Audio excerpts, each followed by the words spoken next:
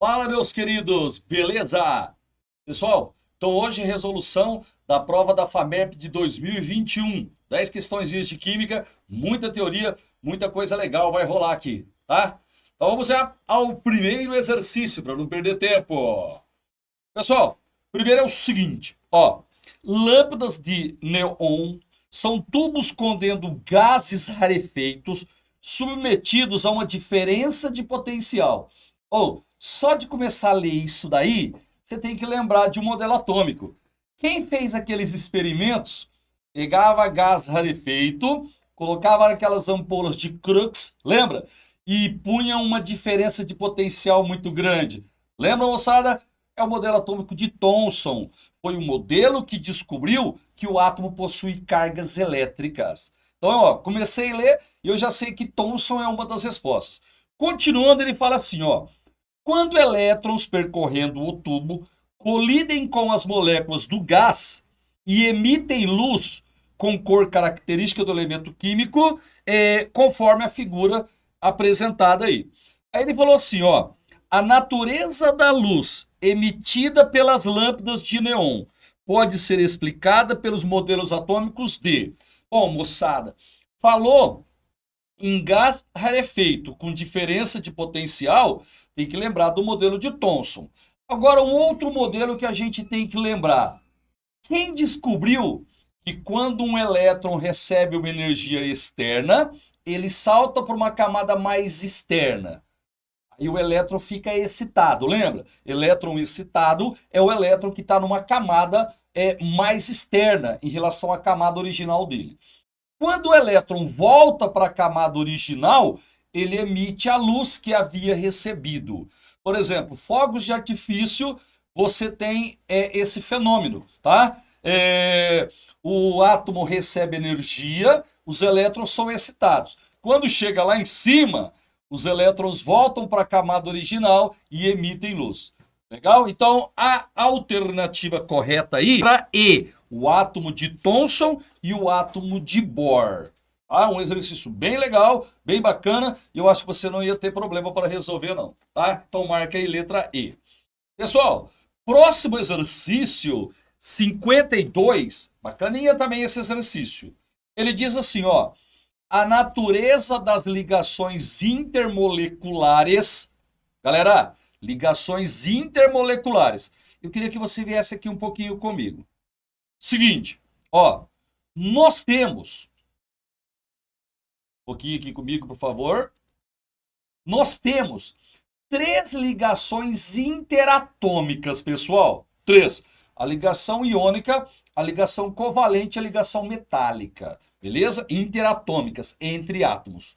Ligações intermoleculares são ligações entre moléculas. Nós temos quatro principais. A dipolo induzido entre moléculas apolares, a dipolo permanente entre moléculas polares, ligações de hidrogênio, né, as antigas pontes de hidrogênio, quando tem H ligado em FON, legal? E você tem também a ligação íon-dipolo. No exercício, vamos voltar ao texto, ele fala de ligação intermolecular, tá? Entre moléculas. Define as propriedades das substâncias. Ocorre quebra de ligações intermoleculares em uma substância simples, pessoal. Presta atenção no texto que fica fácil para você resolver. Ó, ocorre quebra de ligações intermoleculares em uma substância simples no processo representado pela equação. Seguinte, se ele falou substância simples, eu já posso descartar a letra C. Na letra C tem água, que é uma substância composta, e eu posso descartar a letra D, que você tem outra substância composta, o gás carbônico. Legal? Então eu fico com as letras A, B e E. Agora um detalhezinho. Ó, na letra A, nós temos o carbono grafite produzindo carbono diamante.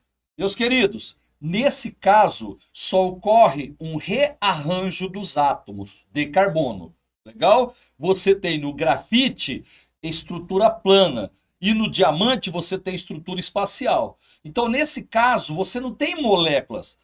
O grafite e o diamante são sólidos covalentes, eles não são moleculares. Então, na letra a gente não tem interação entre moléculas. Descarta também. Agora é o seguinte, ó, queria que você voltasse um pouquinho aqui para mim novamente. É o seguinte, ó, as ligações intermoleculares, as ligações entre moléculas, elas acontecem com a substância nos estados sólido e líquido. Legal? No estado gasoso, as moléculas ficam muito distantes umas das outras. Aí essa interação entre as moléculas, elas ficam insignificantes, desprezíveis. Então, quando a gente fala em interação intermolecular, é no estado sólido e no estado líquido. Vamos voltar lá ao texto. Ó, na letra B, gente, deixa eu primeiro ler a letra E. Ele colocou assim na letra E. Ó, I2 gasoso produzindo I2 sólido. Joia? Na letra E, você está formando ligações intermoleculares, porque você tinha o gás, que não tem as interações, as moléculas estão longe, e você está produzindo sólido, aí sim você vai ter. Só que no texto, ele falou assim, ó, ocorre quebra da ligação e não formação. Então a gente descarta a letra E. Portanto, a resposta certa é a letra B de bola. Você tem o O2 no estado líquido e ele está produzindo O2 no estado gasoso. No estado líquido, você tem as interações entre as moléculas, certo? No estado gasoso, você não tem mais, porque as moléculas ficaram distantes. Então, quando você passa de O2 no estado líquido para gasoso, você quebra as interações intermoleculares que tem no oxigênio. Detalhe, como o oxigênio é uma substância apolar, né? Você está quebrando ligações do tipo dipolo induzido, as forças de London. Então, nós vamos marcar a alternativa letra B de bola. B de bola. Certinho? Vamos agora ao exercício de número 53. Gente, o número 53 é um exercício de cálculo estequiométrico. Ele fala assim, ó, o oxigênio é o produto gasoso da reação de decomposição do clorato de potássio. Esse é o exercício 53. Pessoal, clorato de potássio é o KClO3. Ele é um composto iônico sólido. Beleza? Quando ele sofre decomposição, ele produz o cloreto de potássio, né? E libera gás oxigênio. O exercício já deu balanceado. Aqui é 2, aqui também é 2 e ali é 3. Olha só que legal, a FAMERP já colocou a equação balanceada para nós. Pessoal, aí ele diz o seguinte, ó, considerando a constante universal dos gases igual a 0,082, o volume de gás oxigênio produzido. Seguinte, eu já sei que ele quer o volume de gás oxigênio produzido pela decomposição de meio mol de clorato de potássio a 1 atm e 400 kelvins. Então é o seguinte, ele vai fazer a decomposição de meio mol do clorato de potássio. Ele quer saber o volume de gás oxigênio produzido sob 1 atm e 400 kelvins. Comigo aqui. Seguinte, 1 atm e 400 kelvins não é CNTP. Tá? Nós não estamos nas condições normais de temperatura e pressão. Queridos, quando a gente está na CNTP, 1 atm 273 Kelvin, cada mol de gás ocupa 22,4 litros. Tá? Então, quando está na CNTP, para cada mol de gás eu coloco o volume de 22,4 litros. Só que aqui a gente não está na CNTP. Quando a gente não está na CNTP, eu preciso calcular quantos mols do gás serão produzidos. Legal? Depois que eu calculo quantos mols de gás foram produzidos, aí eu jogo na equação de Clapeyron, PV-nRT, e acho o volume desse gás. Tá certo? Então aqui, ó, seguinte, eu vou reagir meio mol e quero saber o volume. Antes de saber o volume do gás, eu vou ter que calcular quantos mols a gente vai produzir. De boa, A gente começa no cálculo estequiométrico colocando a proporção entre as substâncias envolvidas, pessoal, em mol. A gente já trabalhou isso daí. Se você quiser, lá na plataforma tem uma aula para você trabalhar cálculo estequiométrico. Vai lá e assista. Cálculo estequiométrico cai pra caramba nas provas, no Enem, vestibulares, você tem que dominar. Então eu vou colocar a proporção aqui em mol. Então vai ficar assim, ó, 2 mols de KClO3, né, de clorato de potássio, produzem 3 mols de oxigênio. Esse exercício, ele ficou muito tranquilo pelo seguinte, ele já deu mol do clorato de potássio, então eu não vou ter que mexer nessa unidade, tá? E eu vou calcular mol de oxigênio. Ele quer o volume, mas primeiro eu calculo mol, depois eu jogo na equação de Clapeyron. Certinho? Então vamos lá, ó. 2 mols do clorato, 3 mols de oxigênio. Só que ele vai reagir meio mol do clorato. Então eu vou chamar aqui, ó, o número de mols do O2 de N do O2. Certinho? Pessoal, o N do O2, ele vai ser meio vezes 3 dividido por 2. Então, o N do O2 é igual. Ó, 3 vezes 0,5 dá 1,5. 1,5 dividido por 2, 0,75 mol. Então, essa daqui é a quantidade em mol do oxigênio produzido. Só que o exercício da FAMERP, ele quer o volume. Pessoal, quando eu tenho um gás, para eu calcular o volume, se não tiver na CNTP, equação de Clapeyron. Como é que é a equação de Clapeyron? PV nRT. É aquela equação da veia, lembra, né? Qual é o valor da pressão do exercício? 1 atm. O volume eu estou procurando. Quantos mols de gás foram produzidos?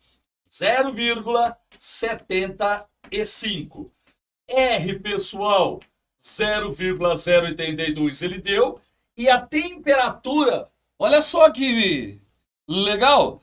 A temperatura o cara já deu em Kelvin, 400 kelvins. Se ele te der em graus Celsius, para passar para Kelvin, soma 273. Mas nesse caso ele já deu em Kelvin. Pessoal, aí tem que fazer essa continha aqui, ó. 0,75 vezes 0,082 vezes 400. 24,6 litros. Esta é a resposta do nosso exercício. Vamos ver onde está isso daí. Alternativa, letra B de bola, para um exercício bem legal de cálculo estequiométrico, prova da FAMERP 2021. Beleza? Pessoal, agora a gente vai passar para o próximo exercício, né, o 54. Amostras das substâncias cloreto de potássio. Gente, esse é o de número 54. Cloreto de potássio, KCl. Cloreto de amônio, pessoal. NH4Cl. Que mais, hein? Clorofórmio, um haleto orgânico, HCCl3. E a sacarose, o açúcar comum, C12, H22O11. Beleza? Então, ó, amostras das substâncias foram colocadas separadamente e não necessariamente nesta ordem em 4 tubos de ensaios contendo água, identificados de 1 a 4. Então, você tem o tubo 1, você tem o tubo 2, o tubo 3 e o tubo 4. Joinha? Aí ele fala assim, ó, cada sistema formado foi submetido a testes de condutividade elétrica e pH. Ele quer saber, né, a alternativa e ele deu os dados, né, o resultado do teste, ele colocou numa tabelinha aí. Por exemplo, ó, o tubo 1, o sistema ficou homogêneo, conduziu corrente elétrica na água e o pH deu 4,5. Tá vendo aí? Aí tem o tubo 2, tubo 3 e tubo 4. Joia? Então vamos ver quem é quem. Pessoal, seguinte, ó, isso daqui é um sal, cloreto de potássio. Isso daqui é um sal inorgânico, os dois são inorgânicos. Esse composto é um composto orgânico, né? Haleto orgânico. E o açúcar é um composto molecular que a gente sabe que em solução aquosa não sofre nem ionização, nem dissociação. Legal? Agora é o seguinte, ó. Quando você tem um sal, para você saber se ele tem caráter ácido, caráter neutro ou caráter básico, pessoal, você tem que pensar na relação entre as forças do ácido e da base que originaram o sal. Então, comigo aqui. KCl. Qual foi a base que originou o KCl? KOH. Gente, toda base da família 1A é uma base forte. Qual foi o ácido que produziu esse sal? O HCl. Quais são os hidrácidos fortes? O HCl, o HBr e o HI. Então, galera, esse sal aqui, ele veio de uma base forte e veio de um ácido forte. Se o ácido e a base são fortes, os dois são fortes, ninguém vai determinar o pH. Ou seja, os dois vão determinar o pH, na verdade. Se os dois determinam o pH, ele vai ficar neutro, porque a gente tem duas partes fortes na estrutura. Joia? Você vai entender melhor quando eu fizer agora esse daqui. Ó, qual foi a base que originou esse sal? NH4OH, o hidróxido de amônio. Pessoal, base forte é com metal da família 1A ou família 2A, menos o hidróxido de magnésio, né? O NH4, ele não é da 1A nem da 2A. Então, o NH4OH é uma base fraca. A base aqui é fraca. E o ácido, a gente já viu que é forte. Ó, lá em cima, a base era forte e o ácido é forte. Os dois são fortes, os dois determinam o pH, pH igual a 7. Agora, embaixo, a base é fraca e o ácido é forte. Quem vai determinar o pH? A parte forte. Então, como a parte forte é do ácido, o pH vai ser ácido. Gente, pH ácido é pH menor que 7. Tranquilos? Esse composto aqui, haleto orgânico, é o clorofórmio, pessoal. Ele tem uma polaridade desprezível. Então, ele nem em água vai se dissolver. Então, nesse caso aqui, ó, como você vai ter uma mistura heterogênea, né, um sistema heterogêneo, a gente nem vai calcular o pH dele. E a glicose, ela forma um sistema homogêneo com a água? Sim. O açúcar e a água formam uma mistura homogênea, um sistema homogêneo. Só que é o seguinte, o açúcar, ele não ioniza e ele não dissocia. Você continua com as moléculas inteiras em água. Se você não tem nem a formação de mais H+, nem a formação de mais OH-, legal? O açúcar em água, ele vai dar um pH neutro, o pH igual a 7. Boa, tranquilo? Bom, então só para recapitular. Ó, sal em água conduz corrente elétrica. Se você colocar o primeiro e esse segundo aqui em água, com certeza vai conduzir corrente elétrica. Esse daqui, nem solúvel em água vai dar uma mistura heterogênea. E o açúcar, ele dissolve em água, mas ele não conduz corrente elétrica. Tranquilos? Então vamos ver quem que está em cada tubo aí. Vamos voltar lá. Ó, no tubo 1, formou um sistema homogêneo. Gente, então eu já posso descartar o clorofórmio. Beleza? Ele conduz corrente elétrica em água. Então eu posso descartar o açúcar, porque o açúcar não conduz, certo? E o pH do tubo 1 deu 4,5. Gente, pH menor que 7, 4,5, conduz corrente elétrica e é solúvel em água, dá sistema homogêneo. Então, o NH4Cl, ele está no tubo 1. NH cloreto de amônio. Beleza? Agora vamos ver o tubo 2. Deu sistema heterogêneo. Ei, deu sistema heterogêneo, eu já sei que é o clorofórmio, porque esses dois sais são solúveis e o açúcar também. O clorofórmio, o tricloreto de carbono, né, ou triclorocarbono, ele é insolúvel, vai dar sistema heterogêneo. tá certo? O terceiro é sistema homogêneo. Legal? Ó, o terceiro é sistema homogêneo. Conduz corrente elétrica em água? Sim. O pH é 7. Ó, dos dois que tem pH 7, o primeiro conduz corrente, porque ele é um sal, e o açúcar não. Então, no tubo 3, a gente vai ter o KCl. E o último aí, ó, deu sistema homogêneo, mas não conduz corrente elétrica em solução aquosa, tá? E o pH é 7. Gente, esse daí é o açúcar, é a sacarose. Legal? C12H22O11. Então, nos tubos 1, 2, 3 e 4, nós temos, respectivamente, esses compostos. Cloreto de amônio, o clorofórmio, cloreto de potássio e a sacarose, né? A letra correta para o exercício 54, alternativa letra A. Vamos ver o que nós temos na sequência. Pessoal, quem vai prestar principalmente medicina ou parte de exatas, né? Biológicas em faculdades federais importantes, cara, você tem que saber fazer esse exercício de número 55. Joia? Isso daí aparece demais, você tem que dominar. Ó, ele diz o seguinte no exercício de número 55.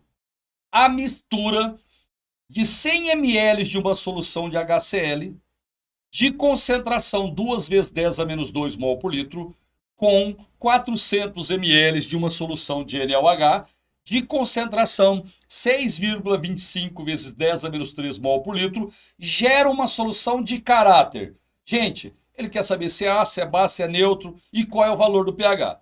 Então vamos lá, ó. Eu vou reagir HCl com NaOH.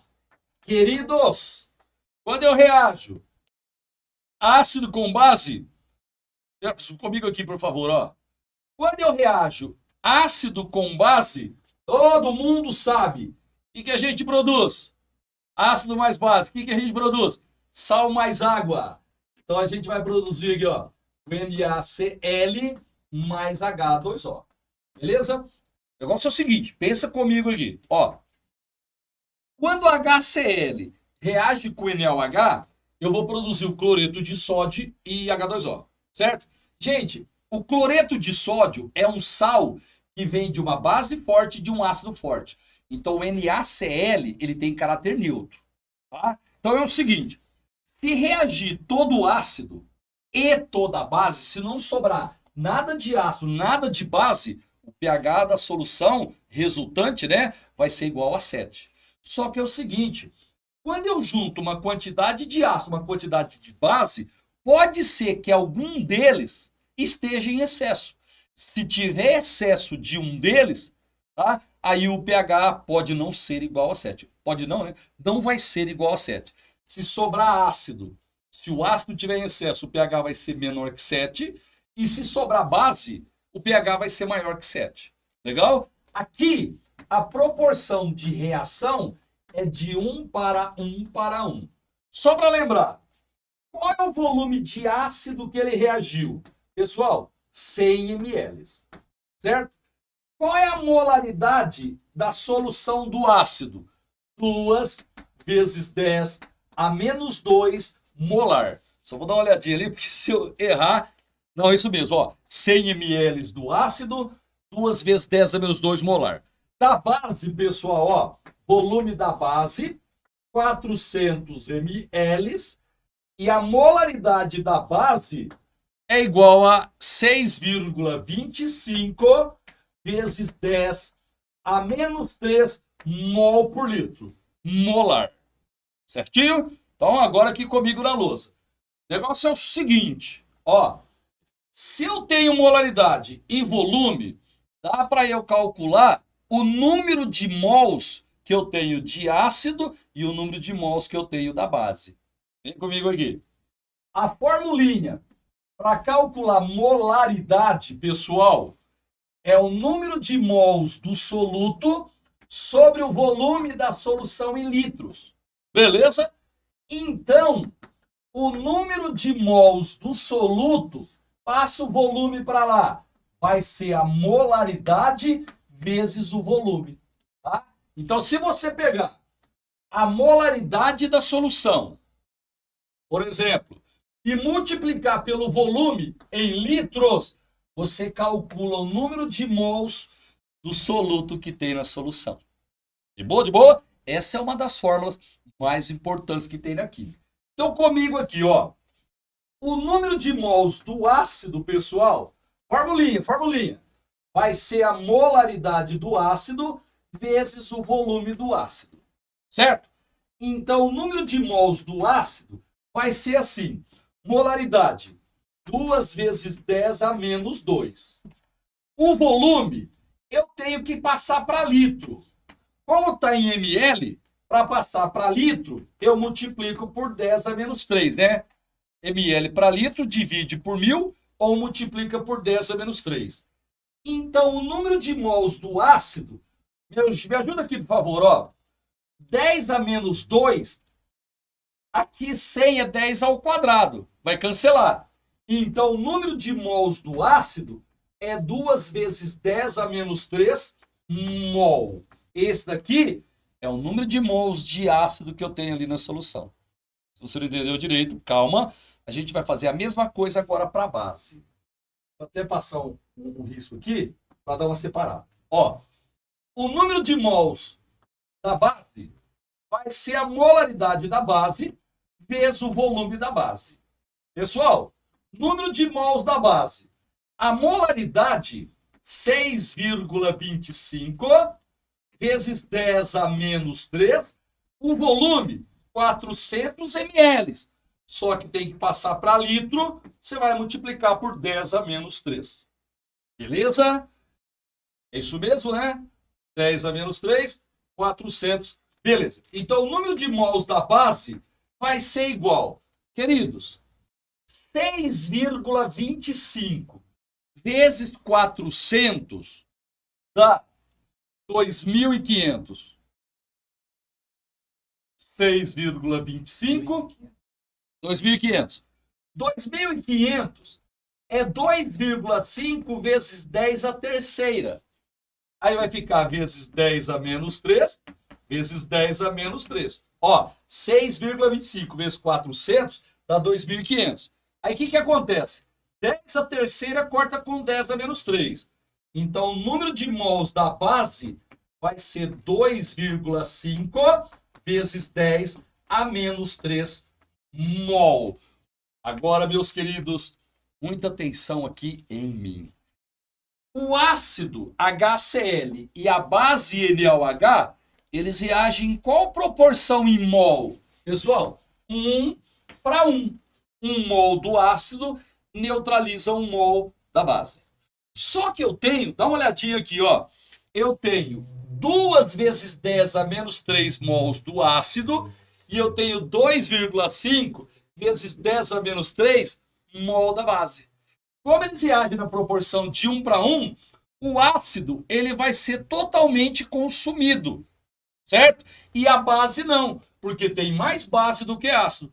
Quanto vai ser consumido do ácido? 2 vezes 10 a menos 3. Quanto vai ser consumido da base? 2 vezes 10 a menos 3, porque eles reagem na proporção de 1 para 1. Só que eu tenho 2,5, então a base está em excesso. Quanto que tem de excesso de base? 0,5 vezes 10 a menos 3. Ó, 2,5 menos 2, 0,5. Beleza? Agora é o seguinte, para eu calcular, eu já sei que o pH da solução é básico, tá? Legal? Porque está sobrando base. Então, vamos voltar lá no texto. Ó, já pode tirar a letra A, porque ele falou que o pH é 3, né? E o caráter é ácido, está errado. Pode tirar a letra D e pode tirar a letra E. Como está sobrando base, ou é a letra B ou é a letra C. Tá certo? Agora eu preciso calcular o pH para decidir qual delas é a correta. O negócio é o seguinte, o pH da solução é por causa da base, que está em excesso na solução. Porque a gente viu que o sal é neutro, né? Se dependesse só do sal, o pH seria 7. Legal? O pH vai ser básico, porque está sobrando base. Para eu calcular o pH, eu vou ter que calcular a concentração de base que eu tenho depois que eu misturei. Na solução final, eu tenho que calcular a concentração da base. Gente, formulinha, molaridade da base. Eu vou colocar assim, ó, molaridade da base em excesso, viu? Porque o caráter básico é por causa da base que ficou em excesso. Olha a formulinha lá, ó. Número de mols do soluto sobre o volume da solução em litros. Então vai ficar assim, número de mols da base em excesso sobre o volume total, pessoal. E esse volume tem que estar em litros. Então, a molaridade da base em excesso vai ser igual. Me ajuda aí. Quantos mols da base eu tenho em excesso? Meio vezes 10 a menos 3. É isso mesmo? Tá certo? Isso, ó. Reage 2 vezes 10 a menos 3 aqui. Reage 2 vezes 10 a menos 3 aqui. Proporção de 1 para 1. Como tem 2,5, sobra meio vezes 10 a menos 3. Agora, cuidado. Você está juntando, misturando 100 ml de uma solução de um ácido com 400 ml da solução da base. Pessoal, se você está juntando 100 ml com 400 ml, o volume total da mistura vai ser 500 ml. Olha, só que 500 ml é meio litro, tem que passar para litro. Aí você vai cortar meio com meio. A molaridade da base em excesso é igual a 10 a menos 3 mol por litro molar. Tá? Então, eu já descobri a concentração molar da base em excesso. Certinho? Seguinte, para eu calcular o pH ou pOH, eu preciso da concentração de H+ ou de OH-. Como aqui é uma base, eu vou ter que calcular a concentração de OH-. Vou acabar o exercício aqui, senão você não vai conseguir enxergar direito. O negócio é o seguinte, ó, a concentração de OH-, quando você tem uma base, é igual ao número de hidroxilas vezes a força da base, né, vezes o alfa, vezes a molaridade da base. Então é o seguinte, concentração de OH-. Gente, X é o número de hidroxilas. Do NaOH só tem uma hidroxila. Esse alfa é a força da base. Quais são as bases fortes da química? Família 1A, família 2A, menos o hidróxido de magnésio. Então, o sódio, por estar na família 1A, faz com que essa base seja forte. Quando a base é forte e ele não dá o alfa dela, você considera que o alfa é 1. E a molaridade da base, a gente calculou aqui, ó, 10 elevado a menos 3. Pessoal, então a concentração de OH- vai ser 10 a menos 3. Legal? Agora, eu vou calcular o pOH, tá? Eu tenho duas alternativas para calcular o pOH. Eu posso lembrar da formulinha, pOH é menos log da concentração de OH-. Beleza? Ou eu posso lembrar dessa relação aqui, ó. A concentração de OH- é igual a 10 elevado a menos o pOH. Se você lembrar, pode usar. Legal? Aqui, ó. Concentração de OH- 10 elevado a menos 3. Gente, então eu já sei que o pOH da solução é 3. Só que o exercício que é o pH. O que a gente aprendeu? Que o pH mais o pOH, ele sempre dá 14. Se o pOH é 3, pessoal, o pH vai ser 11, né? 14 menos 3, o pH é 11. Então, a solução é básica, porque está sobrando base, a base está em excesso, e eu calculei o pH, pH igual a 11, essa é a resposta certa. Vamos ver onde tem esse trem aí, lá na letra C, certo? Solução básica, caráter básico, pH igual a 11, essa é a resposta certa. Gente, nesse exercício eu vou até dar uma saidinha, de repente você quer tirar um print da lousa, né? Vamos ver aqui que nós temos lá no exercício de número 56, beleza? Exercício de termoquímica, galera. Termoquímica, lei de Hess, é um exercício que aparece bastante também nos vestibulares. Até que você dá uma lida aí, eu dou uma preparada na lousa aqui. Tá? Ele fala assim, ó, o etanol alquetílico pode ser produzido em laboratório por meio da hidratação do etileno, né? Do eteno.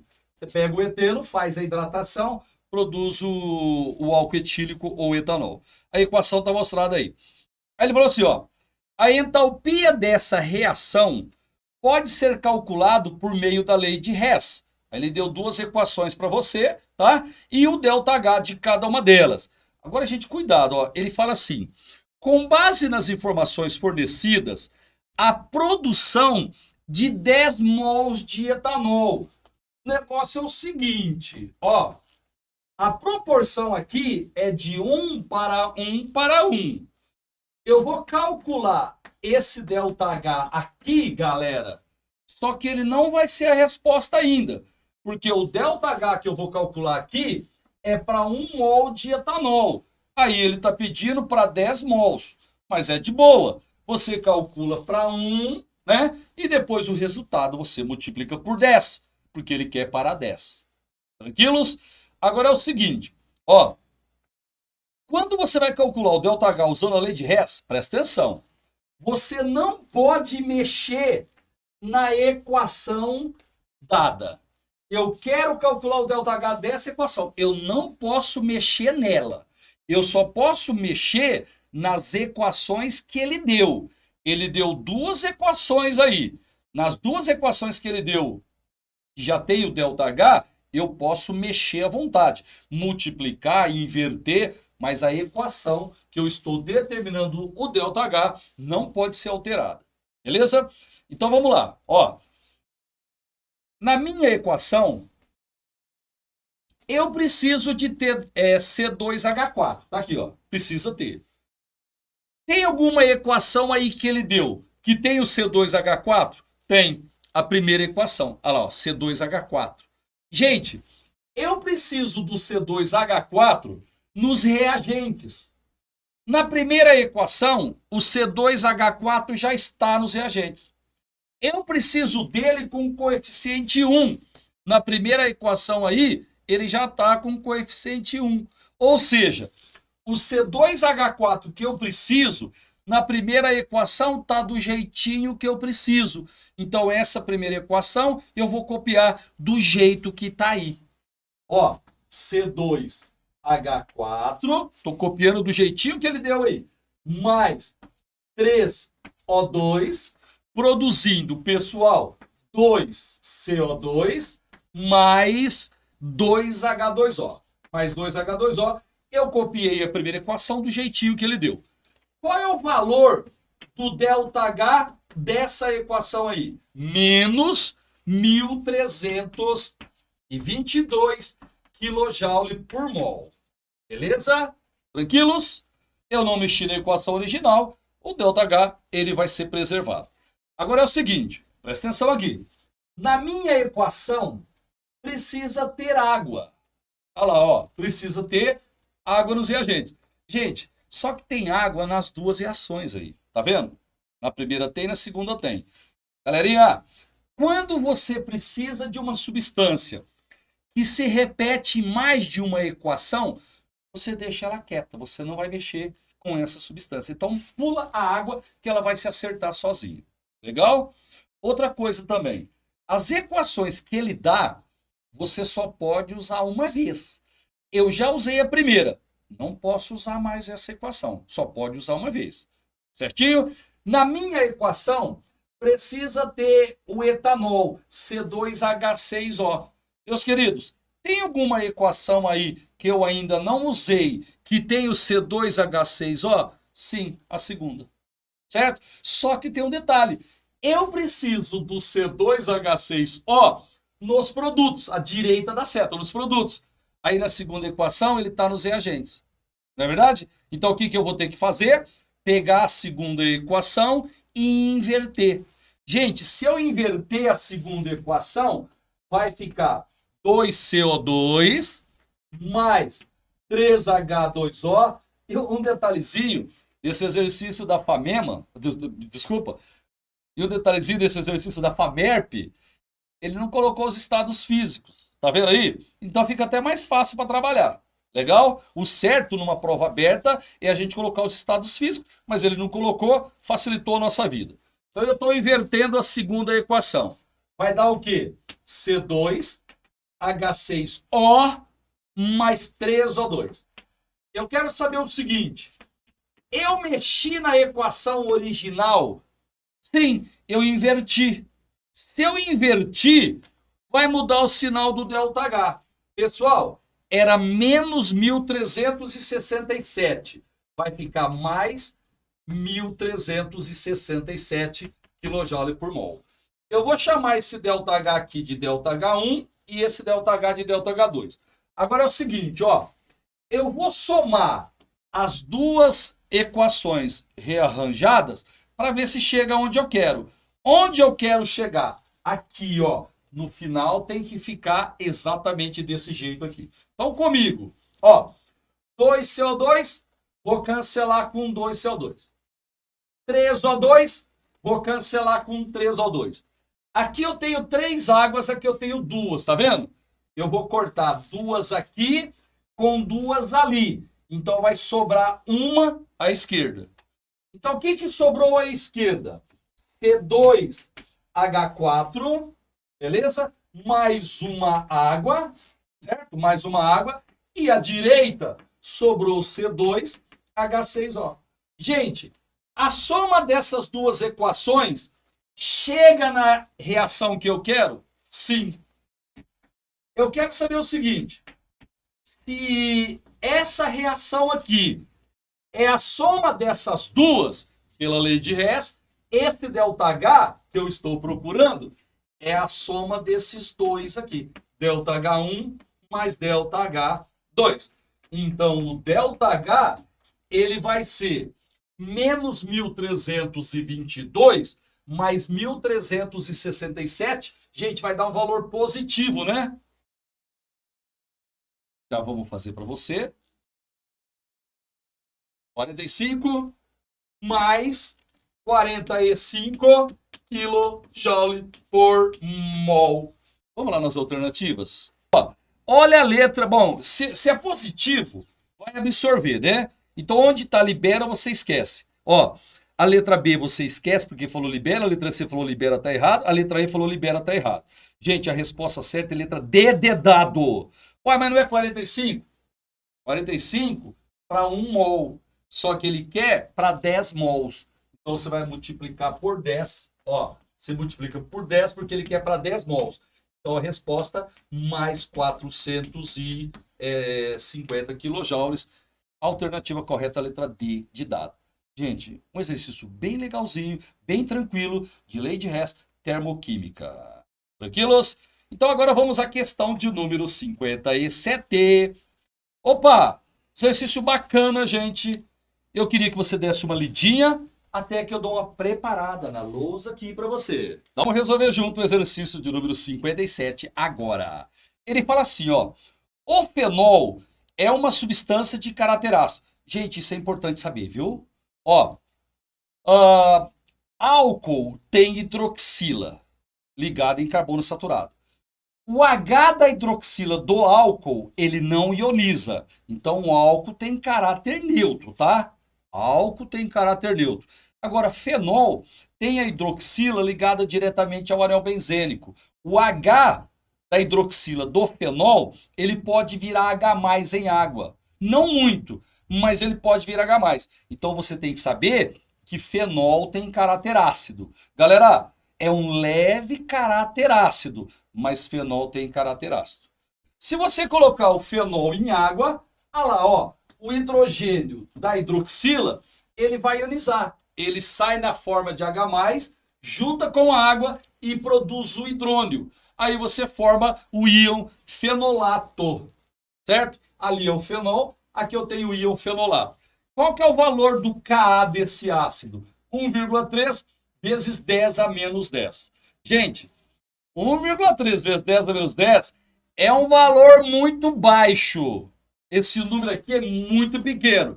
Agora vamos lembrar, como é que a gente calcula a constante de equilíbrio, galera?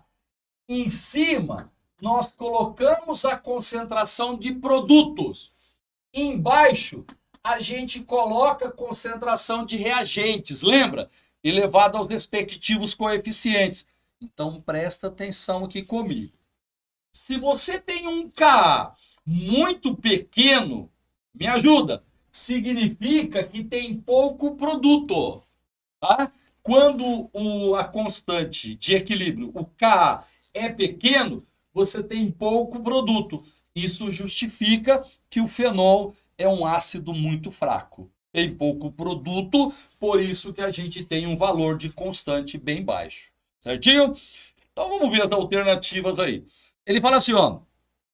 Com base nessas informações, pode-se afirmar que, pessoal, letra A, o íon fenolato é um ácido conjugado. Ó, tá errado. Deixa eu dar uma lembrada rapidinha para você sobre ácido base de Bronsted e Lowry. Comigo aqui então. Ó, se você observar, o fenol nessa reação, ele está perdendo, ele está doando um próton H+. Ó, tá saindo o H+ do fenol e vindo aqui para a água. Pelo conceito de Bronsted e Lowry, de ácido e base, a espécie que doa próton H+ é um ácido, certo? Então aqui eu tenho um ácido, segundo o conceito de Bronsted e Lowry. Meus queridos, a água tem 2 hidrogênios, ela vai receber o H+ do fenol e vai virar hidrônio. Então a água está recebendo próton H+. Quem recebe próton H+ é uma base segundo Bronsted e Lowry. Ó, quem doa H+, quem perde H+ é ácido, quem recebe H+ é uma base. Só que para a teoria de Bronsted e Lowry, você pensa também na reação reversível, na reação que volta, tá? Na reação inversa. Aqui eu não tenho hidrogênio. No fenolato não tem hidrogênio. Quando voltar, vai virar fenol. Então, o fenolato vai receber um próton H+. Meus queridos, quem recebe próton H+ é uma base segundo Bronsted e Lowry. Quem vai doar o H+ para o fenolato virar fenol? O hidrônio. Ó, tem 3 hidrogênios, ele vai dar um hidrogênio para o fenolato e vai voltar a virar água, tá? Então, o hidrônio vai doar próton H+. Então, ele é um ácido segundo o conceito de Bronsted e Lowry. Então, o fenolato, ele é uma base. Aí, na letra A, falou que ele é um ácido, a letra A está errada. Olha lá, ó, o íon fenolato é o ácido conjugado. Não, é a base conjugada. Quando em Bronsted e Lowry você tem um ácido e uma base, e a única diferença entre eles é um H+, você diz que eles formam um par conjugado. Então aqui eu tenho o ácido conjugado, aqui eu tenho a base conjugada. Aqui é a mesma coisa, ó. A água e o hidrônio, eles têm única diferença um H+. É um ácido e uma base, e a diferença é apenas um H+. Então eles também formam um par conjugado. Beleza? Então a letra A está errada. Agora a letra B. A reação inversa é mais rápida que a reação direta. Falso. O sistema está em equilíbrio, galera. Quando o sistema está em equilíbrio, significa que as velocidades se igualaram. A velocidade direta é igual à velocidade inversa. Então a letra B também está errada. Na letra C, ele coloca assim, ó, o equilíbrio é fortemente deslocado para a esquerda. Galera, correto. Olha para mim aqui. Ó, a constante de equilíbrio é muito pequena, não é verdade? Para você calcular a constante de equilíbrio, você põe em cima produto e embaixo reagente. Se der um valor pequeno, significa que tem pouco produto. Então a gente tem pouco produto e muito reagente. Então o equilíbrio está deslocado para o lado dos reagentes. Essa é a resposta certa. Tá? Letra C. Vamos dar uma olhadinha na letra D. A adição de uma base forte aumenta o valor da constante de equilíbrio. Errado. Toda constante de equilíbrio só varia com a temperatura. E na letra E, no equilíbrio, predominam as espécies ionizadas. Não, não, não. Você vai ter pouco produto, então você vai ter poucos íons. Predominam as substâncias não ionizadas, certo? Ele está mais deslocado para o lado de reagentes, pouco produto. Então a resposta certa é a letra C de cebola. Agora exercício de número 58. Bacaninha esse exercício, pessoal. Dá uma lidinha aí, até que eu preparo a lousa para você. Então agora a gente vai resolver junto o exercício de número 58. Ele deu aí 5 equilíbrios químicos, tá vendo aí, né? 5. Aí ele fala assim, ó. Considerando X, um dos compostos químicos presentes nas equações citadas, a expressão da constante de equilíbrio, representada por Kp igual a 1 sobre P de X, descreve corretamente o equilíbrio representado na equação. Moçada, quase igual ao exercício anterior. Ó, para você calcular uma constante de equilíbrio, em cima você vai colocar produtos, embaixo você vai colocar reagentes. Toda constante de equilíbrio, em cima produto, embaixo reagentes, tá? Seguinte, ele está querendo que a gente calcule o Kp. Queridos, Kp é a constante de equilíbrio em função de pressões parciais. Como é que eu vou fazer? Eu vou pegar a pressão dos produtos, em cima sempre produto, dividido pela pressão dos reagentes. Só que eu preciso elevar aos respectivos coeficientes. Beleza? Essa daí é a expressão do Kp. Agora o detalhezinho. Ó, na expressão do Kp, galera, na expressão do Kp só entra gases. Então eu vou calcular o Kp desse equilíbrio e o Kp desse equilíbrio. Certinho? Então vamos lá. Ó, o Kp do equilíbrio 1. Em cima eu vou colocar a pressão dos produtos, elevada aos coeficientes. O coeficiente é 2. Embaixo eu vou colocar a pressão do N2O4. O coeficiente dele é 1. Não precisa elevar a 1, né? Pode deixar 100 aí. Então essa daqui é a expressão do Kp. Ele aí no texto, ele quer saber qual é o equilíbrio que tem esse esquema aqui, ó. Kp igual a 1 sobre a pressão de X. Certo? Nesse caso aqui, em cima não é 1. Então, equilíbrio 1 já descarta, tá errado. Agora vamos fazer o Kp para o equilíbrio de número 2. Queridos, em cima eu vou colocar a pressão de produto. Embaixo a pressão de reagente. Mas no Kp só entra gases. Dá uma olhadinha aqui no equilíbrio 2. Ó, esse produto, ele é sólido. Então ele não entra na expressão do Kp. Gente, se ele não entra, a gente coloca o número 1. Legal? Embaixo eu vou colocar a pressão dos reagentes. Só que o CaO a gente não vai pôr porque é sólido. A gente coloca só os gases. Então aqui vai ficar só a pressão do CO2. Você viu? Ó, esse não entra porque eles são sólidos. Então, no equilíbrio 2, eu vou ter essa forma. Olha lá, ó, em cima o número 1 e embaixo a pressão do componente, no caso a pressão do CO2. Essa é a resposta certa. Tá? Onde está aí equilíbrio 2? Cuidado, ó, tá lá na letra D de dado. Então, o exercício 58, alternativa letra D de dado. Gente, tranquilo? Beleza? Agora a gente vai fazer o exercício de número 59. Opa! Esse exercício 59 também não é difícil, galera, bem de boa. Eu vou dar um tempinho para você dar uma lida, até que eu dou uma preparada na lousa aqui. Ele fala assim, ó. O iodo é um elemento relativamente raro, cuja forma elementar I2 é produzida a partir de suas espécies iônicas encontradas na natureza. As algas marinhas e as águas mães do processamento do salitro do Chile são fontes naturais de íons iodeto e menos, iodato e IO3-, respectivamente.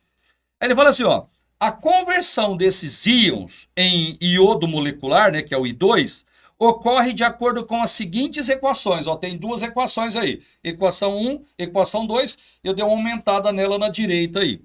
Aí ele fala assim, ó, de acordo com os processos descritos, o elemento iodo sofre. Queridos, aqui na lousa, venha comigo, eu coloquei só as espécies que têm iodo. Eu peguei a equação 1 e estou pegando só as substâncias que têm o iodo. Peguei a equação 2, estou pegando só a equação que tem iodo, porque ele está falando do iodo. Legal? Então vamos dar uma calculada no DOCS aqui.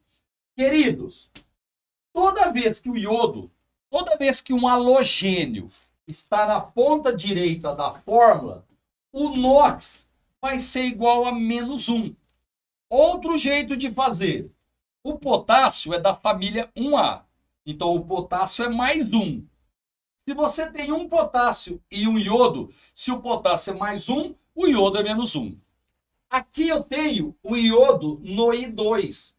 Queridos, em toda substância simples, o I2, toda substância simples, o átomo tem NOx igual a 0. Em qualquer substância simples, o átomo tem NOx igual a 0.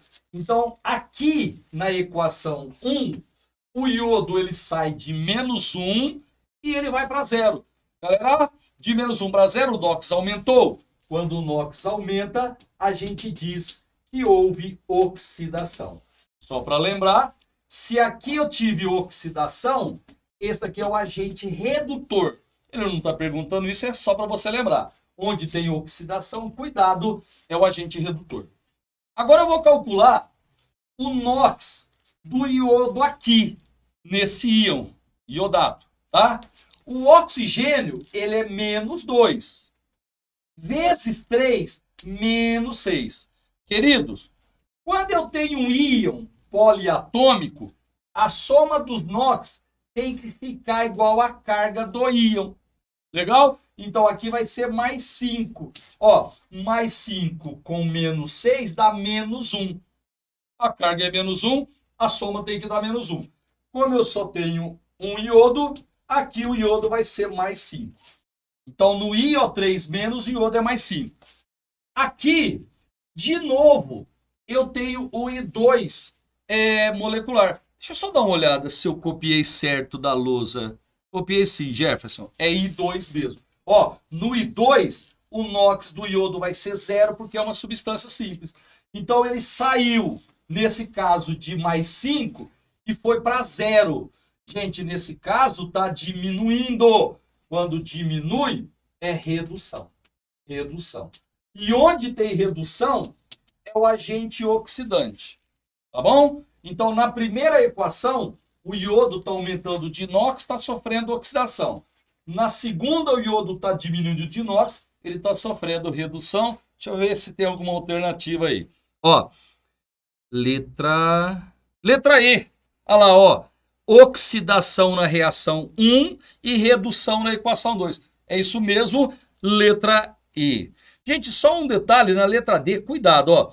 Ele falou assim, oxirredução apenas na equação 1. Não, as duas equações são de óxido-redução, porque nas duas equações o iodo está mudando de NOx. Só que na primeira é oxidação, na segunda redução, a alternativa correta, letra E. Beleza? Chegamos agora no último exercício, exercício de número 60.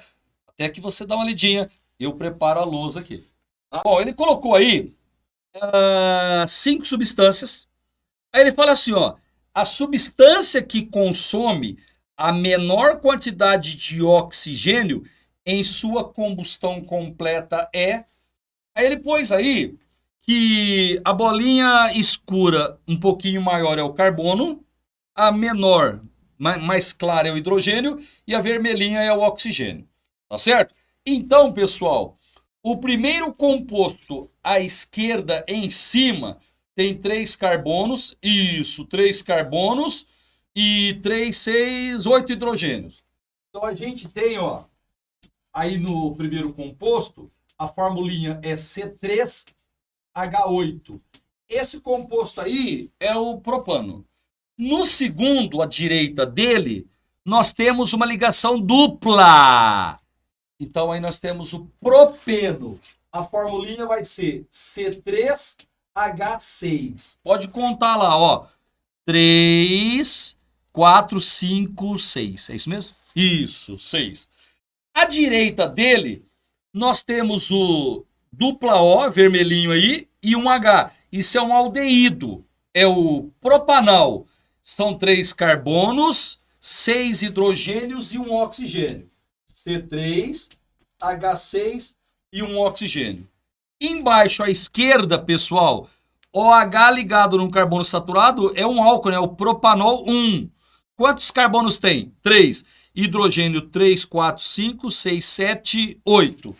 Então vai ficar C3, H8 e um oxigênio. E o último, C dupla OH é um ácido carboxílico, ácido propanoico ou propiônico. São 3 carbonos, 3, 4, 5, 6 hidrogênios e 2 oxigênios. C3, esqueci, 3, 6. 6 hidrogênios e 2 oxigênios. Seguinte, eu vou fazer a combustão completa de todos e quero saber aonde eu vou precisar de menos oxigênio, pessoal.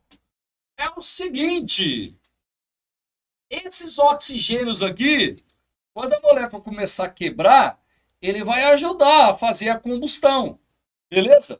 Então, onde tem mais oxigênio, eu vou precisar de menos O2 para fazer a combustão completa. Então eu já sei que a resposta é a letra B, é onde tem o ácido carboxílico, letra B, ele não colocou na ordem aí, tá joia? Então o ácido carboxílico é o que vai consumir a menor quantidade de oxigênio. Só que é o seguinte, vamos supor que você esteja aí inseguro, eu não entendi. Vamos fazer a combustão de todos rapidinho. Na combustão completa, você vai produzir CO2 e água em todos eles. Combustão completa, CO2 mais água em todos eles. Mais H2O. Certinho? Ó, CO2 mais H2O. E aqui, CO2 mais H2O. Queridos, agora eu vou fazer o balanceamento. Então eu vou usar 1 mol de cada um deles. Ó, vou fazer a combustão de 1 mol de cada um deles. Todos eles têm 3 carbonos. Então, todos eles vão produzir 3 mols de CO2. Hidrogênio.